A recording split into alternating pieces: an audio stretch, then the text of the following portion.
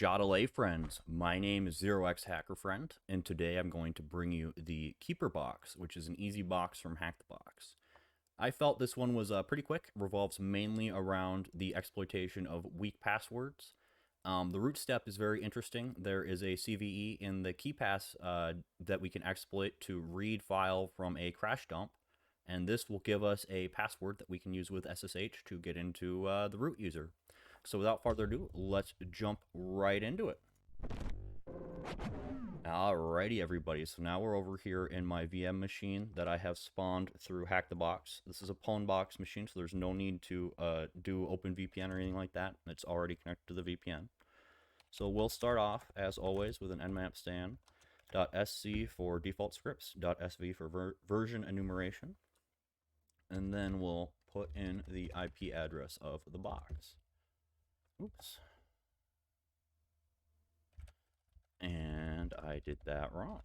There we go. Gotta make sure capitalization is correct. And then that'll just take a little bit to scan. It's knocking on the ports using a handshake. And there we go. So we got it back really quick. We got port 22 open, which we can't really do much with without user credentials and passwords. And then we got port 80, which is the web server. This is a pretty standard configuration for these CTF machines, especially the easy ones. So let's begin with enumerating the web server. We'll head on over to its IP address, and we can see here, it looks like we have a subdomain or a virtual host. Clicking this, we can see we get redirected to that. So to be able to see this, we're going to have to add it to our DNS resolution so it can get routed correctly on the web server to display the correct application. So let's do vim sudo vim/su/host, and you can use whatever kind of editing software you want to edit this file. Nano's really good. I just use Vim because it's what I'm used to. It's just my workflow. And we'll take this. We'll put that in there. Oops. Of course, it always copies protocol. And then we'll add keeper.hackthebox as well for later if we need it. And now going to tickets.keeper.hackthebox, we should be able to see it. And there we go. So now we're presented with a basic login form. I always like to try basic things like admin, see if that works. In this case, it's not working. Next thing we can do is find the version of this. So this looks like RT 4.4. See if there's any exploits for it. Looks like we got request tractor, DOM based, so pending SQL. Nothing important. Here's Keeper, Hack the Box, so we know we're on the right path. Let's do default creds. See if we can get any default credentials. With the default password. Admin username is root, not admin. So let's see if we've got default credentials here. Admin password. Nope. Oh, they said it was root. And just like that, we're in. So that was a very easy first step. We can look around, make sure to fully enumerate the web server. Spoilers, I've already done the box, so I know we can go over to admin and users. And we can look at the users. Most web applications, if you have a way into the admin dashboard, you can almost always find a way to escalate that to code execution. A lot of the times for like WordPress and stuff like that, you can do a inject PHP code into the template. In this case, we just need to go look at the users. And we can see there's two here. We can look at root. Not much here. Comment, super user. And when we look at however you pronounce this, Norgard, we have new user, initial password set to welcome 2023. So now we've got some credentials. When you're doing a real engagement, you're always going to want to take detailed notes of everything you're doing because the ultimate goal is the finished write-up. That's the most important thing. Having good notes makes that easier to write. It also helps in case you break something. You can show your boss what you're doing, all that kind of stuff. So in this case, we just got welcome 2023 and the user account. So going back to whenever you get sets of credentials, it's always a good thing to try password spraying on everything you can. Password reuse is really common. I don't know about everyone else, but I know my father reuses passwords for everything. I reuse passwords a lot, but I change it. I kind of have a system I use so I can remember the passwords. I'm not going to tell you what that system is because I don't want you to hack me, but so password spraying is always really good, especially in these CTF boxes. So we have SSH open, so let's try SSH with this user at and then the web server. Then we say yes because our keys are different from our server and the web server, and then we'll copy paste in their password, and just like that we are logged in and we have a root shell, or a user shell, excuse me. I don't know how offhand to make this bigger. I'll get that figured out in later write-ups if you guys can't see this, but for now we're just going to continue on.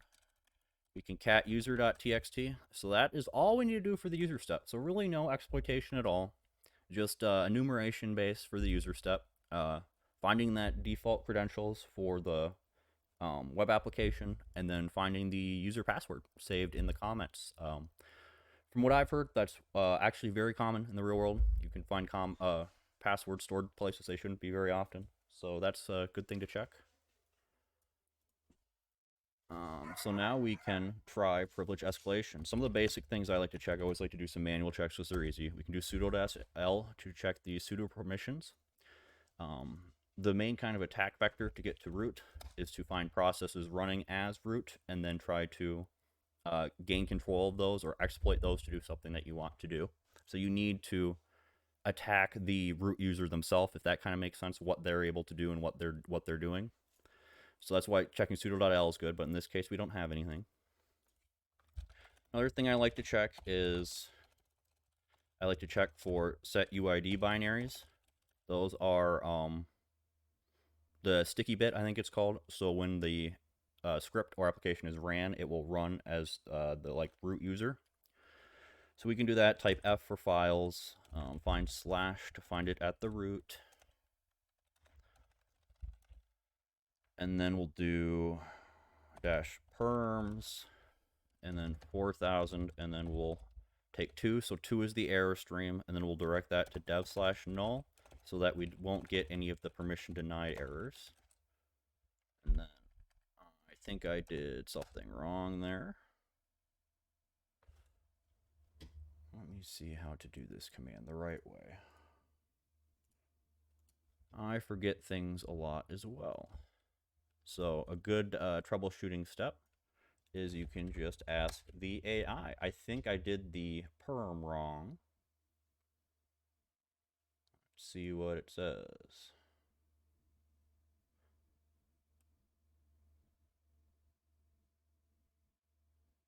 No, it looks like I did it right. Usually there's a bunch of things that come up there. Don't know why in this instance we're not finding any. Oh, there we go. Okay, so there just maybe isn't any set UID. Usually there's a bunch of them. Once you kind of get used to what the default ones are, you can see which one stands out, and then that's a good way to see how to exploit things. Before I bring in automated enumeration like WinPeace, there's a couple other things I like to check. So /opt is also often a very good thing to check. Nothing there. We saw in our user directory that we have a zip file, so we'll check that out. That's probably a good thing to check next. So we'll bring that over to our main host with netcat. So we can go netcat,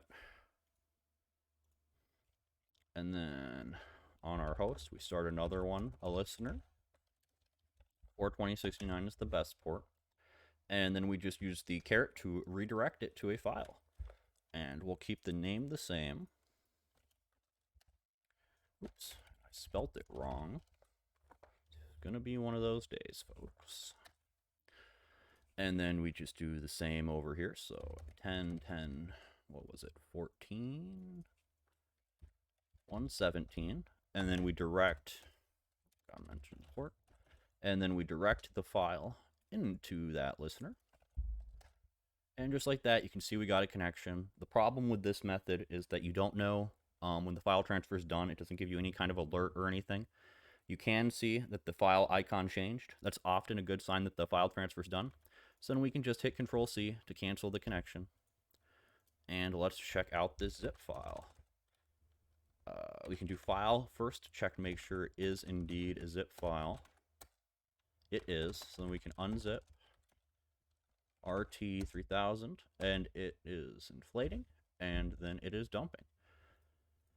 So that contains a passcodes Keepass database and a Keepass dump file full. So then the next step is to find out how to exploit that dump file. So we can go Keepass dump file exploit.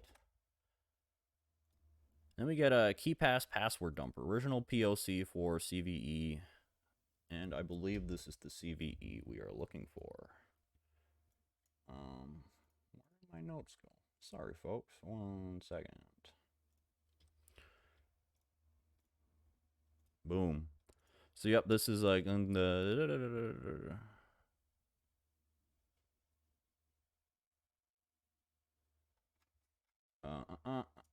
Yep, 2023 32784. So this is the one that I used originally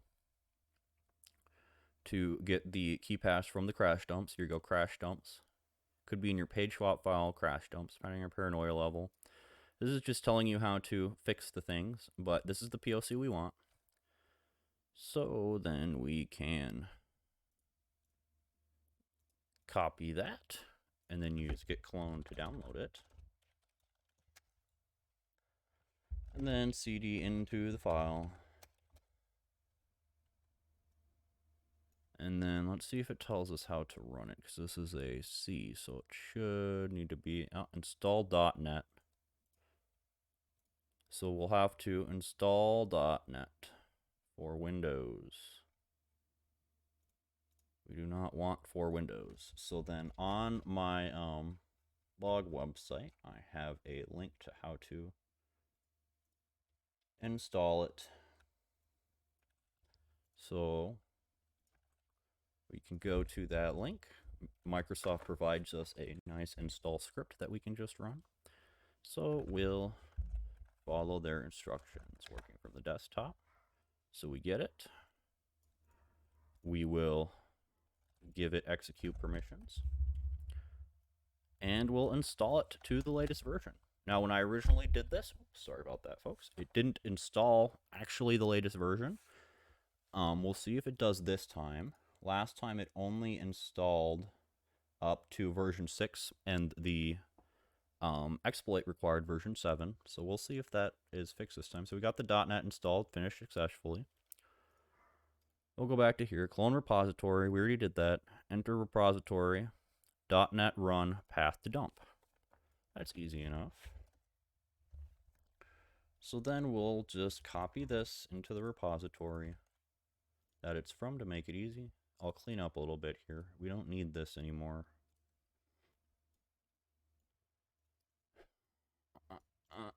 Don't need that anymore. Don't need that anymore. You'll quickly learn I kind of have a problem of having way too many windows open. Alrighty. So then we're over here. CD into the Keepass dumper. So there we go. So then we can follow the instructions. .NET run path to dump.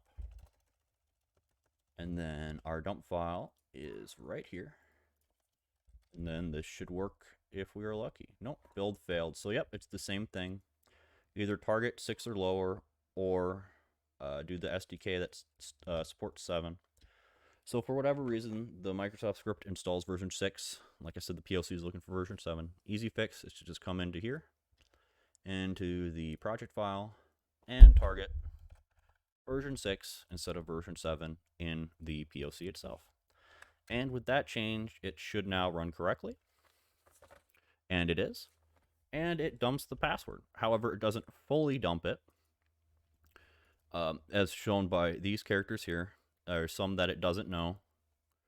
It's saying it could be any one of these in the parentheses, and then this one is just a total unknown.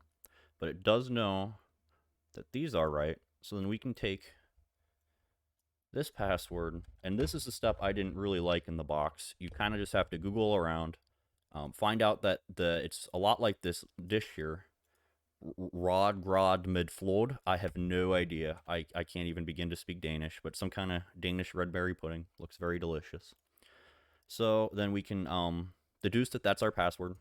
We can test it out even, but we'll need a way to open the keybox file.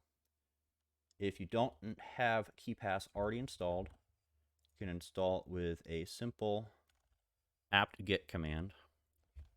So we will go back to our desktop and we will install Keepass. And we need sudo permissions to do that.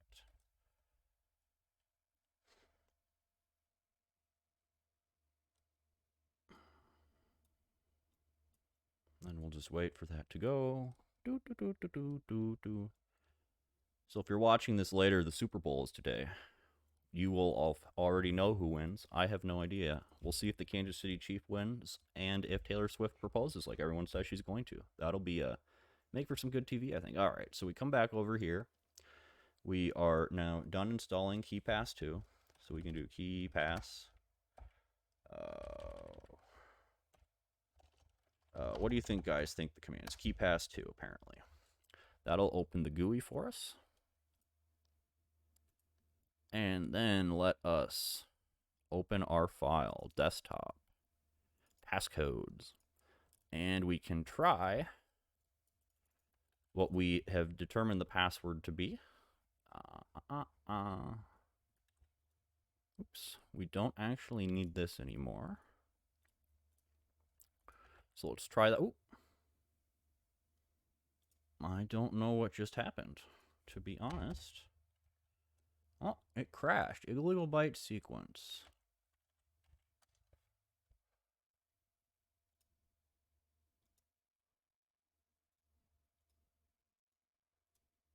Let's try that once more. I don't think it's going to give us a different result.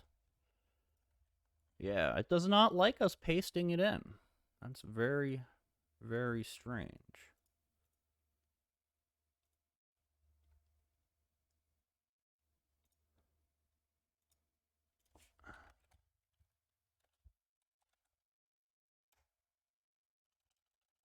Pass to sorry.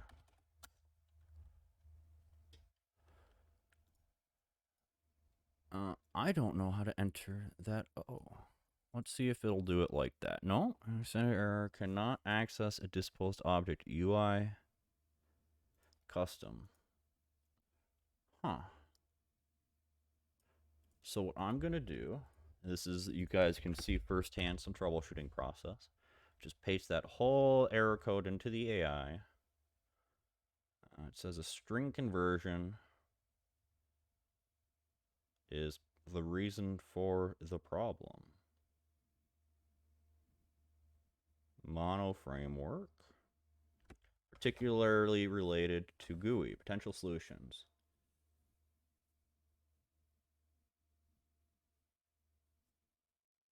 So it's saying it's an error with these special characters. Let's see if we can just do this, and maybe we can get it to work.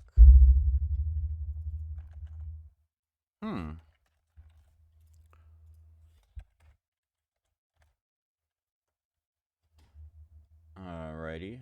That doesn't seem to work. So let's see if Google can give us any answers. I'll let you guys see what's going on over here. Keepass to unable to copy from clipboard Linux.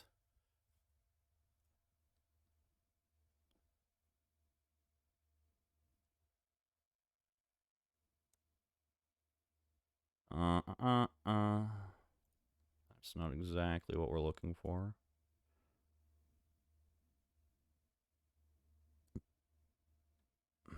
So it says we have to install Zessel package. Or you copy paste into another application and then copy paste into the application of my choosing.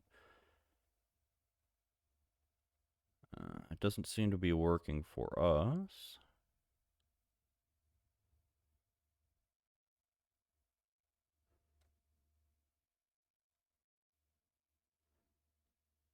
It says we can do Emacs let's just try this then. I think I already did try this, didn't I? Yeah, and we didn't get it to work.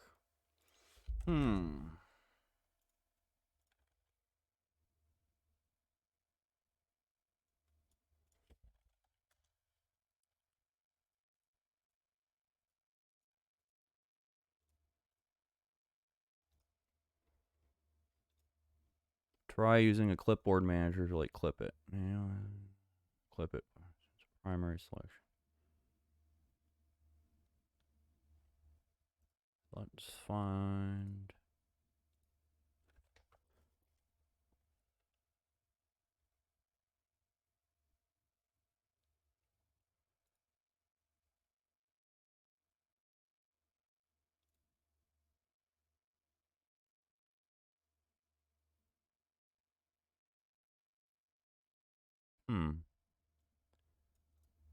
You guys can see me troubleshoot firsthand. I did not expect to have this problem, to be honest.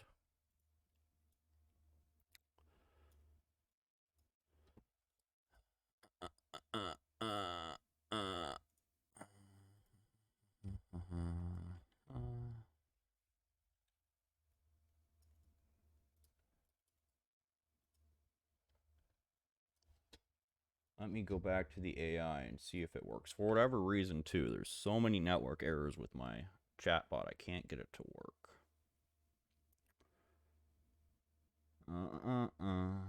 Local encoding settings. Date Keepass in mono. Here we go. This is what they keep telling me. They say it's a problem with mono.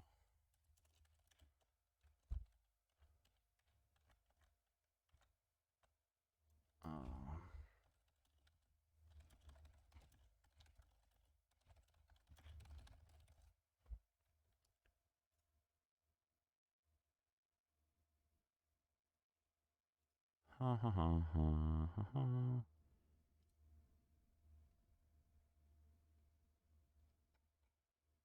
Clipboard.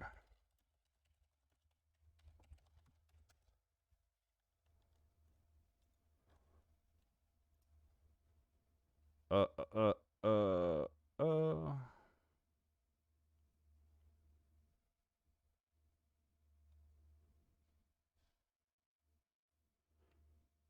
So it says it's a mono issue. We've deduced it to mono. Let's see. Does anywhere...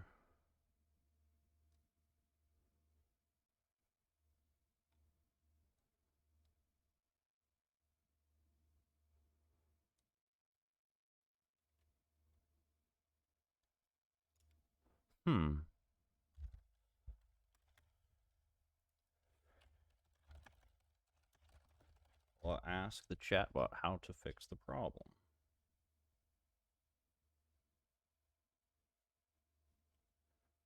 Update mono. Update. Oh, here we go. Just took us forever. So then we'll just have to update everything. That'll just take 1 second, guys. Sorry about that. And we'll try to upgrade mono complete, and we'll see if this works. I'm not too confident it will, but we will find out. Do not remember having this problem originally. What? And now it's not getting the things. Bro, I swear, I don't know about everyone else, I have more time troubleshooting dependencies than anything else. It's kind of frustrating.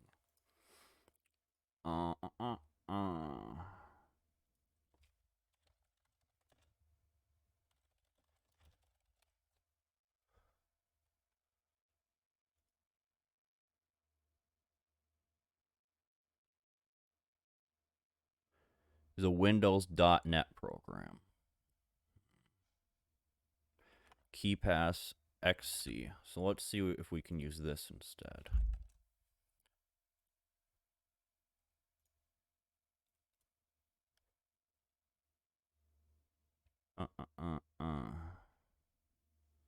Oh, for Linux desktops. Here we go.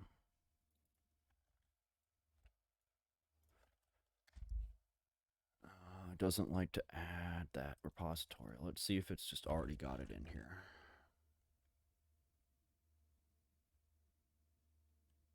Nope, it's got to wait for this. So let's cancel this. And let's go over here. Oh, come on now. And let's see if we can install this and then just use this instead.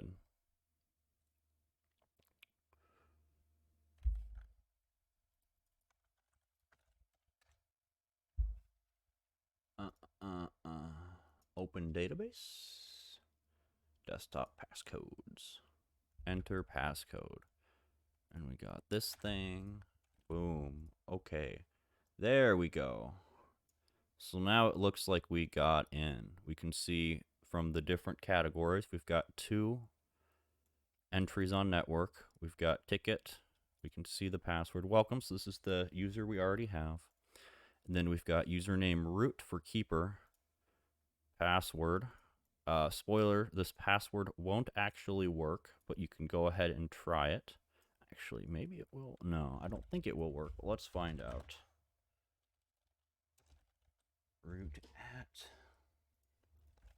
Boom. Password. Copy. Paste. Nope, so as we can see, that doesn't work. So luckily, we also have in the comments, I don't know how to make this bigger, but in the notes here, we've got some stuff. Let's just do Control A to select the whole box because I can't see it. And we'll clean up a little bit. And we'll come over here and we'll paste it in there and see what we've got. This looks like an RSA key. Putty user key file SSH RSA. So then doing some Googling with that. Putty user key file RSA. We can figure out how to with SSH, how to use this with SSH. And I had found a good section on my blog, or a good write-up before on this that I have on my blog. You can go find here. Googling around, eventually you'll come across this. I'm sure there's a lot of other things that detail the stuff. So we've got the .ppk file. So let's take all this and let's paste this into a ppk file. Oops. Where did it go? Key.ppk. Oh my god, not people. Key.ppk.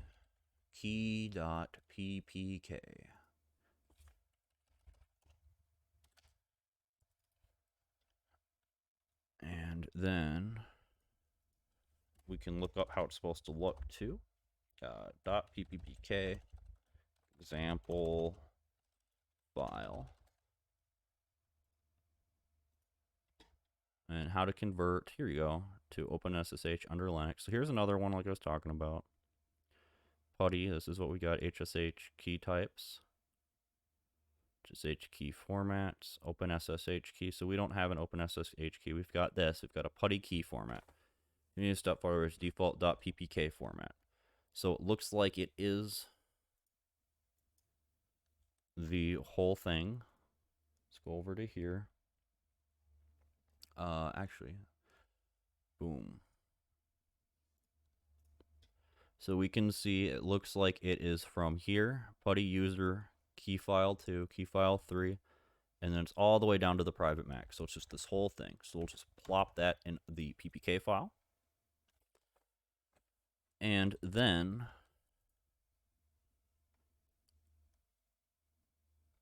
we can actually just follow along with this one.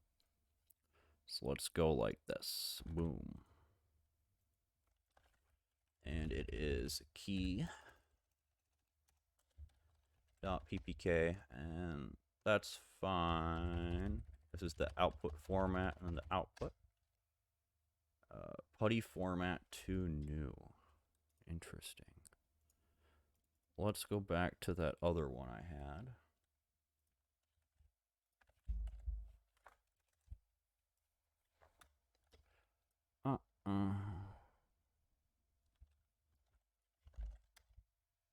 Get Putty Tools 3.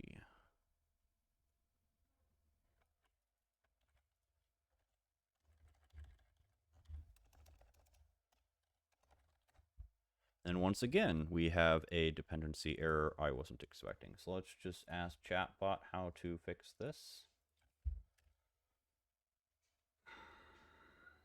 Format 2 no, older than for PPK. How many PPK was generated? Newer version is a Putty. Go to feature formatting not supported by the version of Putty Gen you're using. Update Putty and Putty Gen. So then we need to update Putty, which is what I thought we were doing.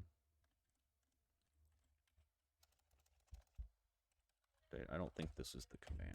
No.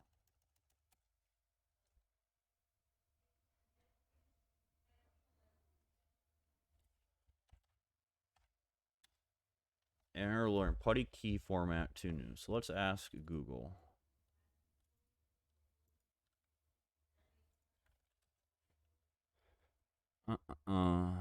Here we go. Too new and using Putty SSH. Easy way to fix this issue. PPK version 2. Oh, and Putty is Microsoft Windows at PPK 2.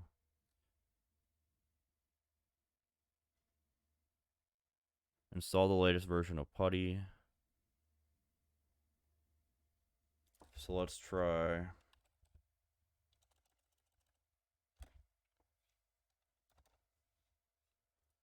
I don't think this is going to work, but I'm just going to try that. Yeah, see, that's not going to work.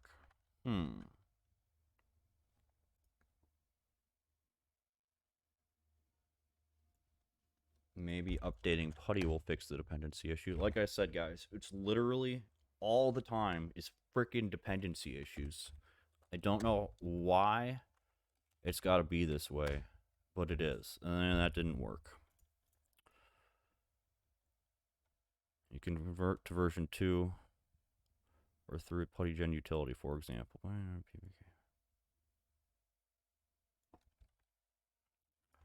So let's see if this works. Wait, no. Open IRDRSA. No, that doesn't work.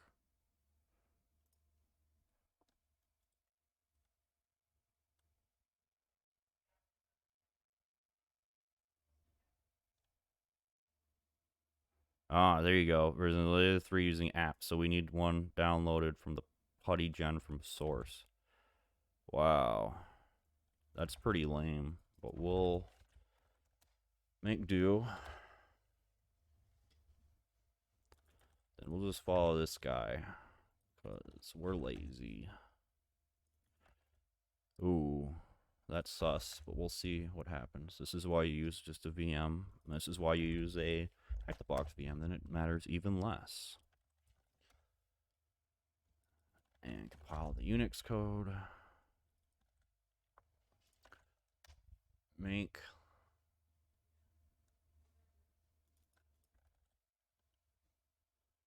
And we'll see if this works. I'm not super confident it will, but we will find out. I think the best thing to do in this situation would probably just go over to like a Windows machine or whatever. I don't know what the compatibility issue really is, but I think it has to do with being from Linux instead of Windows.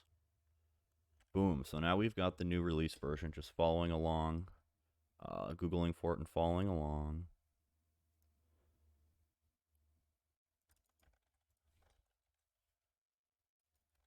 And we'll remove that. And then we should be able to go back and run our original command.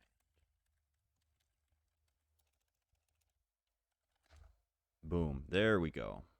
So now we've got your key.pem. Now we need to just change the modifiers like you have to do with all SSH keys.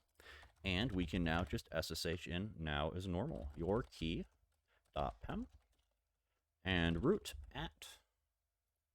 And then we can do keeper hacked box because we added it to our Etsy file before. And then yes, and we're in. And then that is the last step of the box. So then you can just cat root.txt and you're all finished up.